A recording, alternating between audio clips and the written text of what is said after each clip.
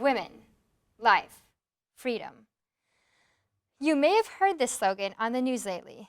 These three words are the rallying cry for protesters in Iran following the death of 22-year-old Mahsa Amini, an Iranian woman who recently died under suspicious circumstances while in the custody of Iran's morality police. This event provoked anger from many Iranians around the world, especially the people living in Iran. The people of Iran started to pursue their rights and request for a revolution.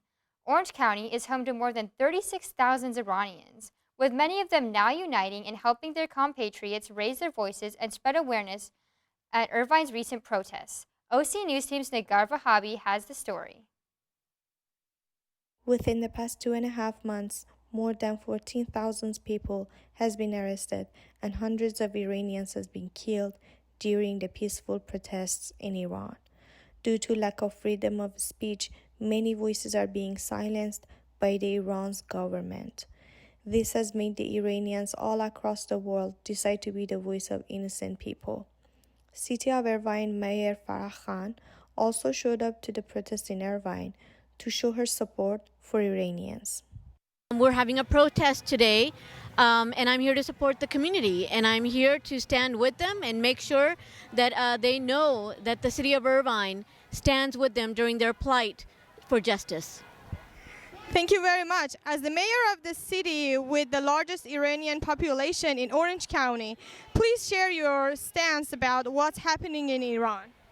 You know, what's happening in Iran is just unfortunate. We're losing not only our youth, but lives, innocent lives, because of a regime that just doesn't understand that people want freedom, they want justice. And for us, if the least we can do is stand and speak out and, ask our federal representatives and our federal government to take action in order to help the people, then that's exactly what we're going to do. Have you ever lived in Iran? Yes, I was born there. I lived there until I was 5 years old, and then I moved to America. Well, my parents wanted a better life, not only for themselves, but for me as well.